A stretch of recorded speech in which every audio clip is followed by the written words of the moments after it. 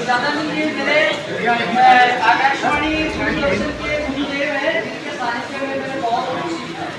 आप 2 मिनट बेटा सुनो।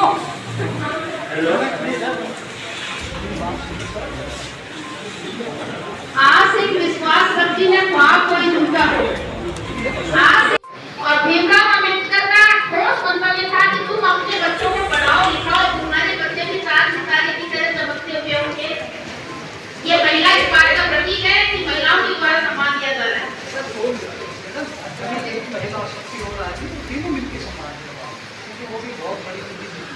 बता रहे हैं इनका भी तहे दिल तालियों से स्वागत। और उसके बाद आएंगे आत्माराम सेठीवाला जी, श्री बाबूलाल सेठीवाला जी के पुत्र हैं और नीम का थाना से बता रहे हैं। और सुमन बुंदेला जी श्री विजेंद्र बड़गुजर के पुत्री हैं।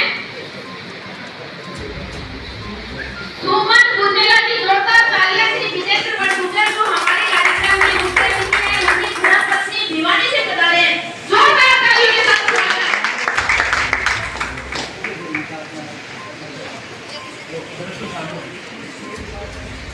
सुमन बुंदेला जी के लिए मैं कहूंगी महिला शक्ति स्वागत के लिए आए सीमा लोहिया जो बंगाल हिसाब से आई है और राजस्थान साहित्य अकादमी इनको पुरस्कार देकर इनका स्वागत कर रही है। डॉक्टर भूषालाल चावला जी पुत्री श्री रामजी लाल चावला जी, थोड़ा सा धैर्य रखना। जोरदार तालियों के साथ। और इसके बाद तैयार है रेणु सोलंकी जी पुत्री श्री पुरुषोत्तम लाल सोलंकी जी जो फिरावत से बताई है। रेणु जी प्रभाव से आप बता रहे इस तरीके तो हम अपना स्थान नहीं बना पाएंगे जी। जुगा जुगा की धरती की पुकार है, जुगा जुगा की धरती की पुकार है। साहित्य जागे तो साहित्य की मनवार है, साहित्य जागे तो साहित्य की मनवार है। गर्व से देखो गर्व से देखो, गर्व से सुनो, गर्व से कहो, ये अब समय की पुकार है। धरती की साहित्य की मनवार है। और इस साहित्य जगत और तब सम्मानित नहीं किया जाए विक्रम मेहरा जी जिन्होंने साहित्य जगत में अपना योगदान दिया है और सतनाली हरियाणा से आए हैं और श्री हनुमान प्रसाद जी के पुत्र हैं। मैं चाहूंगी मंचासीन अतिथि इनका स्वागत करें। भावना भाई के टाइम थोड़ा है। अभी हमारे इस कार्यक्रम में और इस संस्था में सबसे ज्यादा सहयोग देने वाले श्री राम स्वरूप खींची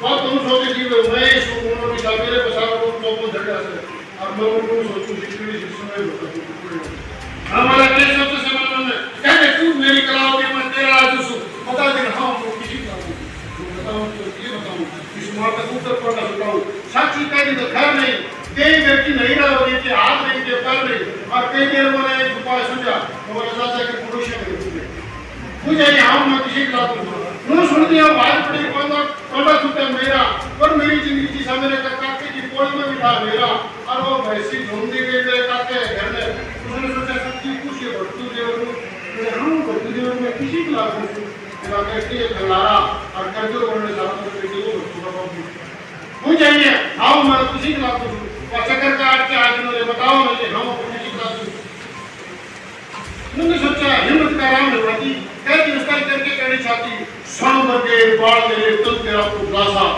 केड़ वर्गी आल तेरी नाक तेरे चिमलासा बैठा बंदा सिर तेरा होठ से दुले सवेर तक तेरे हो जाने से पड़ेगी उसकी और गंगा वर्गे की काम तेरे सोने तक राजा ताई और किसी का की ऊपर से चलती और बोले तो कि मेरे सब्जी में भी लाते हैं सब्जी हो की बहुत चीज में लाते हैं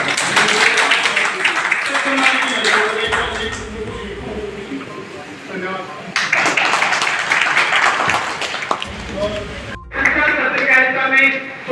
आंदोलन में आपकी पुस्तक का लिखा जाना और पूरे देश भर का चिंतन आपके द्वारा शब्दों के रूप में भिगो करके लिखना अपने आप में एक बहुत बड़ा चिंतन है। इसी श्रृंखला में बहुत विद्वान मेरे आदरणीय डॉक्टर हरि सिंह गोदारा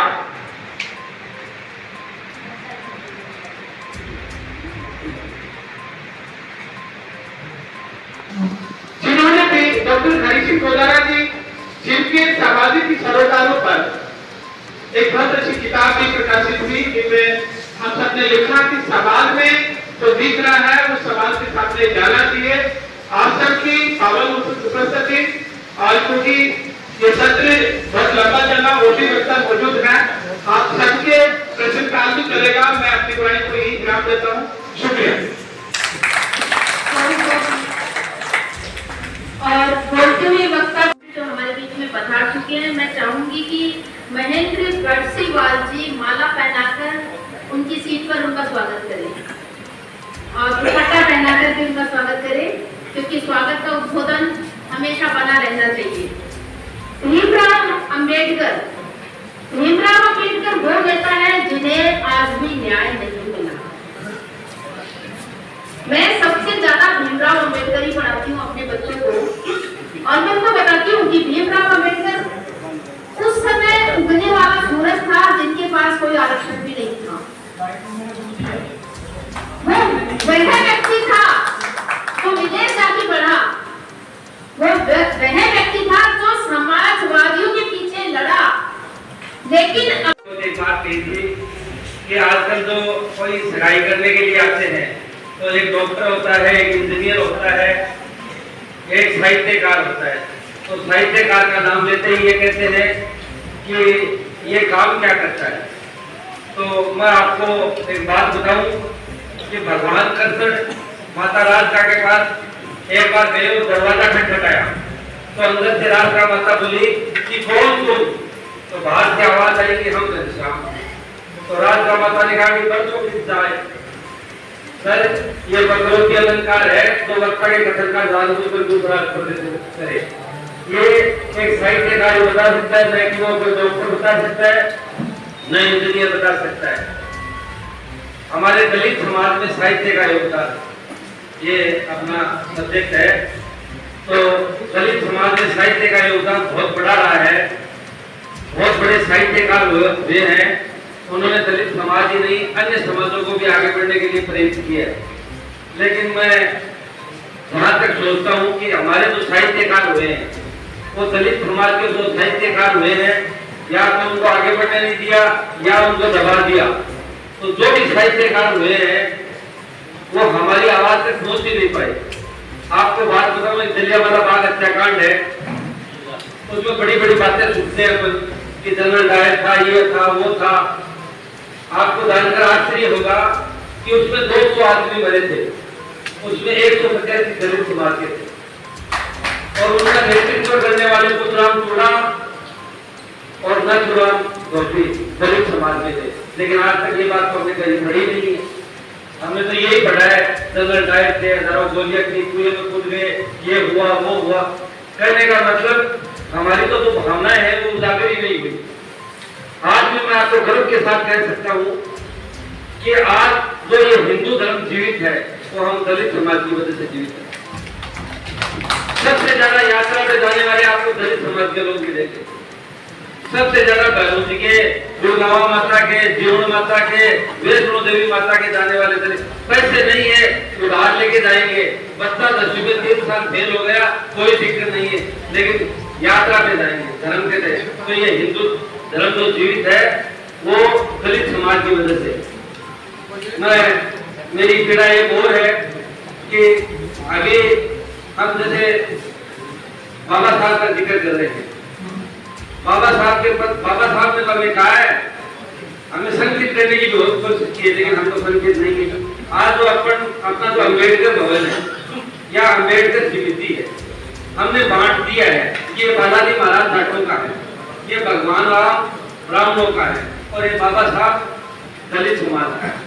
जब भी किसी चीज पे लिखा होता है कि अम्बेडकर भवन के अध्यक्ष दूधाराम चोला, उपाध्यक्ष बनवारी लाल मेघवाल, कौन सा देश? फलाना राम रह। अरे तो हम मतलब सारे के सारे जो बाबा साहब है वो एक ही जाति के थोड़ी थे, उनका एक ही उद्देश्य था। आज अपने घरों के अंदर भगवान विष्णु ब्रह्मा महेश की मूर्तियां लगाते हैं। किसी ने बाबा साहब अम्बेडकर की मूर्ति लगाई है क्या? क्योंकि वो लगाएंगे तो अपन शर्म आएगी, कोई देखेगा तो ये कहेगा तुदाराम के दलित समाज का है। और भगवान जी विष्णु जी को महेश जी को मैं आपको गर्व से कहता हूँ कि आजादी के बाद में इस देश में बाबा साहब से बड़ा जादूगर कोई पैदा नहीं हुआ है। बाबा साहब ने, चलो कोई ये गीता है, कोई ये महाभारत है, कोई ये कुरान है, लेकिन बाबा साहब ने जो संविधान लिखा है उससे बड़ा कोई गलत नहीं। अगर कोई बुद्धिजीवी आदमी उसे ग्रहण करता है तो हमारी भाई ने बेटी है, मुझे बोलने का समय कम ही है, तो बेटी बचाओ बेटी पढ़ाओ का हम नारा देते हैं। बेटी पढ़ा तो रहे लेकिन बता नहीं रहे। एक जो नन्ही बेटियां है जो माँ की कोख में है और अपने ये कहते हैं कि मुझे बेटा चाहिए, तो वो जो नन्ही गुड़िया जो माँ की कोख में है वो कह रही है कि मैं कुछ कहना चाहती हूँ, मैं कुछ कहना चाहती हूँ, अपने हिस्से का जीवन जीना चाहती हूँ, मैं कुछ कहना चाहती हूँ, अपने हिस्से का जीवन जीना चाहती हूँ, दुनिया के रंग दुनिया के संग मैं भी जीना चाहती हूँ। मैं मेरी बहनों से निवेदन करता हूँ कि भविष्य में आप बड़ी होगी, शादियां होगी, माँ बनेगी तो बेटी को नहीं मरवाओ। इसके लिए मैं 2 लाइन बोल रहा हूँ कि कुछ कहना चाहती हूँ, अपने हिस्से का जीवन जीना चाहती हूँ, दुनिया के रंग दुनिया के संग मैं भी जीना चाहती हूँ। माँ मैंने तेरा खून पाया, माँ मैं तेरा खून पी पाई लेकिन तुम्हारा दूध नहीं पी पाई। अस्तित्व अपना मिटने पर भी आंसू तक बहा न पाई, अस्तित्व अपना मिटने पर भी आंसू तक बहा न पाई। अगर बेटी को मरवाओगे तो भोग कहां से लाओगे? देख मेरी दुर्दशा, परमा भी पछताया होगा, संग मुझे ले जाते हुए यमराज भी थर्राया होगा। जन्म लेने दो मुझे बेटे से बढ़कर दिखलाऊंगी, जन्म लेने दो मुझे बेटे से बढ़कर दिखलाऊंगी। धरा के सीख क्या छिपा है, तोड़ आसमान के तारे मिलाऊंगी। अगर बेटी को मरवाओगे तो भोग कहां से लाओगे? मैं मेरे समाज के प्रबुद्ध नागरिकों से यही कहना चाहता हूँ कि अपने को जैसे अपन आगे बढ़ रहे हैं, अपने जीवन में एक बात और छोटी सी बता देता हूँ मैं कि मैं रामगढ़ शेखावाटी से बिलोंग करता हूँ, पेशे से एडवोकेट हूँ, LLM हूँ और रामगढ़ शेखावाटी में जो सेठों की नगरी है वहाँ जनरल शिफ्ट में एससी का चेयरमैन बना हूँ,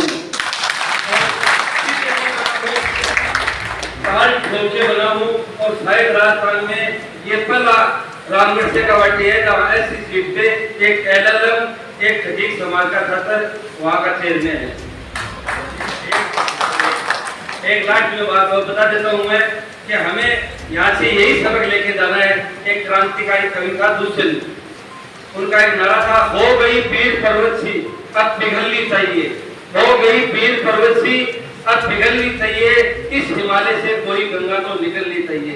सिर्फ हंगामा खड़ा करना मेरा मकसद नहीं, मेरी कोशिश है कि ये सूरत बदलनी चाहिए। तेरे सीने में ना सही तो मेरे सीने में सही, पर वो आग कहीं आग लगनी जरूर चाहिए। बहुत ही सुंदर उद्बोधन। सम्मान की कड़ी है, सम्मान की कड़ी में डॉक्टर सुरेश कुमार बुद्धि विभाग science professor BSGS college Tosham Bhiwani, वे सर डायस के पास आए। डॉक्टर सुरेश कुमार जी,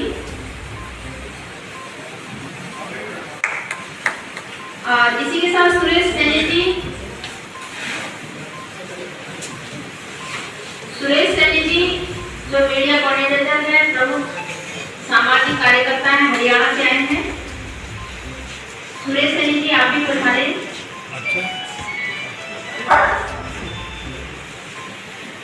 सामाजिक कार्यकर्ता देखा जाए वह सुवासिक सुगंध है जो जहाँ भी रहते हैं उसे पहुँचा देते हैं और अपनी उपलब्धि भी दर्ज करवाकर समाज की प्रतिस्थापना में सहयोग देते हैं।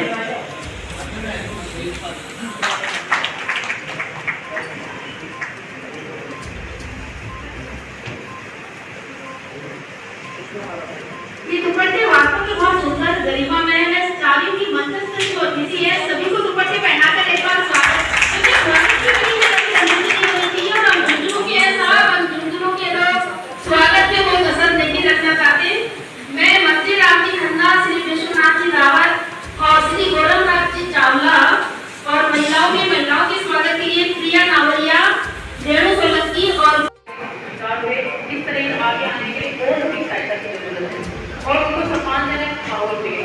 कक्षाओं में अगर सम्मान जैसे कक्षाओं में बच्चे में बहुत सारा साहित्य में लिखते लाई, लेकिन साहित्य वाला कोर्स नहीं मैं आपसे विनती कर रही हूँ कि हमें इस जो साहित्य है इसको विभिन्न भाषाओं में अनुवाद करके और पाठ्यक्रम में और अधिक शामिल करना चाहिए। हमारा उद्देश्य है कि हमारे समाज के दूसरे वर्ग के बच्चे हैं वो शुरू से भी अपनी पूरी शिक्षा से ही संवेदनशील बने और हमारे आपसी वर्ग में तालमेल हो। जैसे हमें छोटे बच्चे ने हमें सिखाया कि ये सारी चीजें जो आजाद और चैप्टर थे उनमें बताया बच्चे पूरी की शिकार होते हैं और जैसे उनको जाति के लिए डेवलपमेंट है, जब सुंदरता को लिए कमेंट है, हम शुरू से ही मान के सिखाएं कि जैसे हमें उसमें यूनिफॉर्म पेंटिंग की हुई और उनको ये कहा कि जैसे दूसरे बच्चे क्या मजाक उड़ाते कि यूनिफॉर्म जाति का नाम लेके इससे मिलती है। टीचर ने बताया कि ये इसको ये तरीका इससे है कि इससे ज़्यादा इसका हुआ है और एक सम्मान संस्कृति है। ये आप इस तरह सम्मानजनक जाति बच्चों को करोगे तो वो तुम्हें आत्मगौरव की भावना विकास विकसित नहीं होगी और पढ़ लिख कर आगे बढ़ने का जो रास्ता है वो उनका बारूद होता है। अब मैं क्योंकि दलित साहित्य में मुझे इसलिए बताया गया था तो मैंने बहुत सारे पॉइंट नोट करके लाई थी, लेकिन अभी क्योंकि सर कहने की कोशिश करें तो बहुत ही मैं मंच का केतीराम जी का केजरीवाल जी का आभार व्यक्त करती हूँ कि यहाँ आए और मुझे बोलने का अवसर दिया।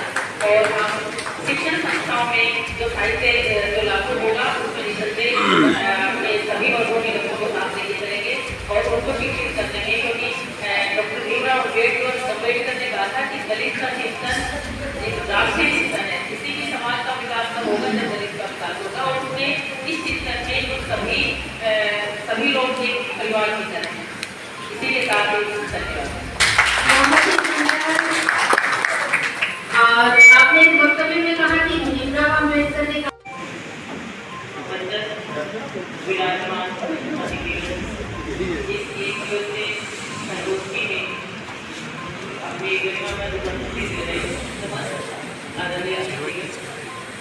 आप सभी का